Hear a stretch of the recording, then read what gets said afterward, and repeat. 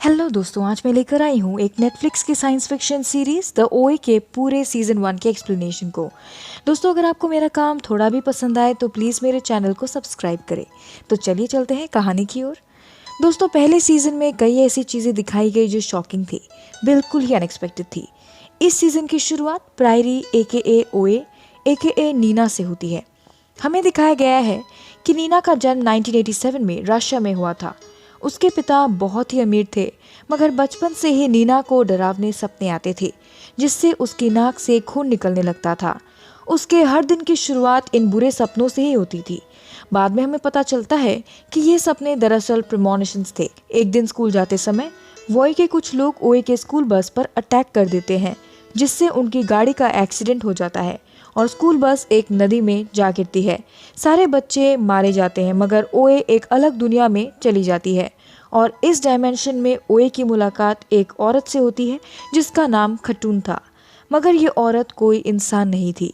ओए अपनी ज़िंदगी में वापस आना चाहती थी, इसलिए खटून ने उसकी ज़िंदगी बख्श दी।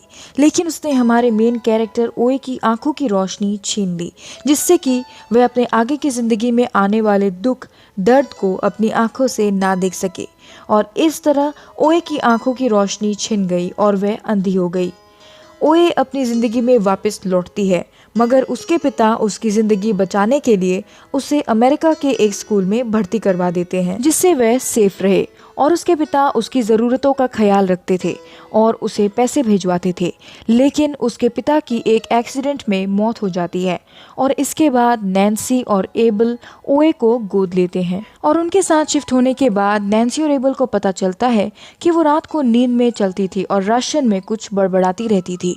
हर दिन उसे बुरे सपने आते थे, जिसकी वजह से उसके नाक से खून बहने लगता था। उन्हें लगा कि ओए की तबीयत खराब है, इसलिए वह उसे डॉक्टर के पास लेकर जाते हैं। डॉक्टर ने उसे बहुत सारी दवाइयां दी जो उसने 13 सालों तक ली, लेकिन इससे उसको बुरा सपने आने बंद नहीं हुए। 21 साल की उम्र में उसे लगा कि ये सपने प्रेमोनिशंस है, जिसके जरिए उसके पिता उसे मिलने के लिए बुला रहे थे। और इसी के चलते ओए न्यूयॉर्क चली जाती है और स्टैचू ऑफ लिबर्टी के पास पूरा दिन अपने पिता का इंतजार करती रहती है। तो इस तरह ओए 21 साल की उम्र में घर से भागी थी, मगर उसके पिता उससे मिलने नहीं आते। उसे याद आता है कि उसके पिता को उसका वायलिन बजाना बहुत पसंद था और उन्होंने बचपन में उससे वादा किया था कि वह जहाँ भी रहे उसकी वायलिन की धुन सुनकर उसके पास ज़रूर आएंगे। और इसी वजह से ओए स्टेशन पर खड़ी होकर वायलिन बजाने लगती है।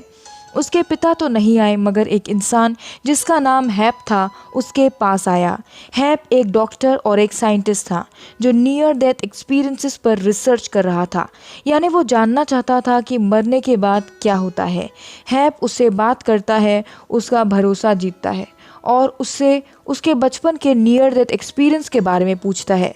साथ ही वह बताता है कि वह नियर डेथ एक्सपीरियंसेस पर रिसर्च करता है।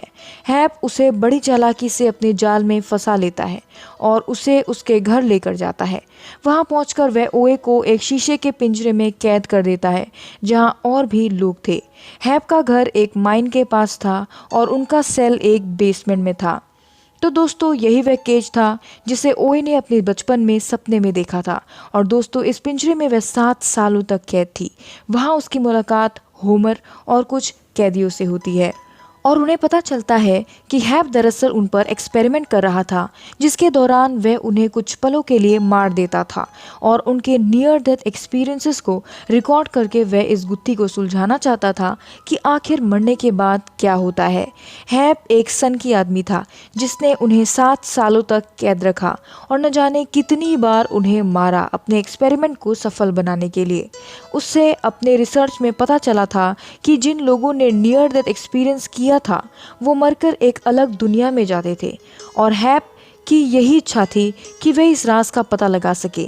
फिर हम देखते हैं कि ओए हैप का भरोसा जीतती है और उसके घर से भाग निकलती है, लेकिन हैप उसे मार डालता है। और अब ओए अपनी ज़िंदगी का दूसरा नियर डेथ एक्सपीरियंस करती है। वह दोबारा खातून से मिलती है और खातून उससे पूछती है कि क्या वह वापस जाना चाहती है। ओए वापस लौटने का मन बनाती है क्योंकि वह बाकी कैदियों को रिहा करवाना चाहती थी। खटून उसे उसकी आंखों की रोशनी वापस दे देती है, साथ ही वह उसे एक चिड़िया को निगलने देती है जो किसी तरह की शक्ति थी। और इसी दौरान ओए को अपना पहला मूवमेंट मिलता है। जब वह वापस अपनी दुनिया में जाती है, वह होमेर और बाकियों को उसके एनडीई और उसके मूवमेंट के बारे में बताती है और ऐसे ही होमेर को भी दूसरा मूवमेंट मिलता है। स्कॉट के एक्सपेरिमेंट के दौरान उसकी मौत हो जाती है और ओए और होमेर के मूवमेंट्स उसके जख्म भरकर उसे जिंदा कर देते हैं और ऐसे ही स्कॉट और रेनाटा को तीसरा और चौथा मूवमेंट मिलता है। फिर हम देखते हैं कि ओए और होमेर के मूवमेंट्स एक ईवलिन नाम की औरत को ठीक करते हैं जो दरअसल एक ALS नाम की बीमारी से जूझ रही थी और यही औरत उन्हें पांचवा मूवमेंट भी सिखाती है।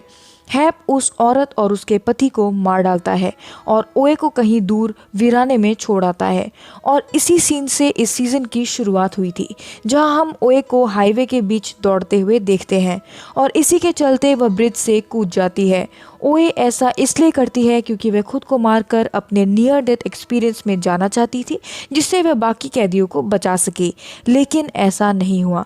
जब उसकी आंख खुली वह एक हॉस्पिटल में थी और नैन्सी और एबल उसे घर ले जाने आए थे और अब ओए को 5 लोग चाहिए थे जो उसके साथ मूवमेंट्स कर सके जिससे वह एक नए डायमेंशन में जाए जहां से वह होमेर और बाकी कैदियों को हैप से बचा सके, क्योंकि हैप ही ओए की जिंदगी का विलेन था। ओए 5 लोगों को खोजती है और वो थे स्टीव, एल्फोंसो, बेटी, जेसी और बक। और वह इन लोगों से रात के समय एक सुनसान घर में मिलती है और उन्हें अपनी कहानी सुनाने लगती है।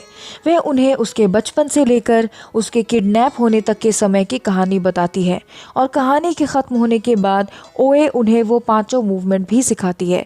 लेकिन इससे पहले कि वो लोग मूवमेंट्स कर पाते वहाँ सारे बच्चों के माँ बाप आ जाते हैं और उन्हें ओए से दूर ले जाते हैं क्योंकि वह ओए को एक 28 साल की एक पागल लड़की के रूप में देखते थे। वे नहीं चाहते थे कि ओए की असर उनके बच्चों पर पड़े, यहाँ तक कि बेटी को भी नौकरी से निकाल दिया जाता है और ओए को घर पर कैद दिखाया जाता है। साथ ही वह दवाइयाँ लेना भी शुरू कर देती है। आखिरी एपिसोड में एक शूटर उनके स्कूल में घुस आता है और ओए के टीम मेंबर्स मूवमेंट करना शुरू कर देते हैं और इसी के बीच स्कूल का एक आदमी उस शूटर पर अटैक कर देता है, लेकिन हाथापाई के दौरान उस शूटर की गन से एक गोली चल जाती है। वहाँ किसी को तो चोट नहीं आई थी, लेकिन जब हम खिड़की के उस पार देखते हैं हमें मालूम चलता है कि वो गोली दरअसल ओए को लग गई थी और उसका खून बहना शुरू हो जाता है। उसे एम्बुलेंस में ले जाया जाता है। जाते जाते वह अपनी टीम के लोगों से कहती है कि उन्होंने कर दिखाया। स्टीव को एक वुश की आवाज़ सुनाई देती है जिसका मतलब था कि वो लोग ओए को दूसरी दुनिया तक पहुंचाने में कामयाब हो गए थे। ओए को अंत में एक अलग दुनिया में दिखाया जाता है जहां वह होमेर कहती है। इसका इंडिकेशन यह था कि ओए कामयाब हो गई थी और 5 मूवमेंट ने उसे एक दूसरी डायमेंशन में पहुंचा दिया था और इसी के साथ पहला सीजन खत्म हो जाता है। लेकिन अभी तक हम नहीं जानते कि क्या ओए सच कह रही थी। दोस्तों, अगर आपको एक्सप्लेनेशन पसंद आई हो तो वीडियो को लाइक करें और चैनल को सब्सक्राइब करें। जल्द ही मिलेंगे सीजन 2 के एपिसोड्स के एक्सप्लेनेशन वाले वीडियोस में। तब तक के लिए बाय, टेक केयर।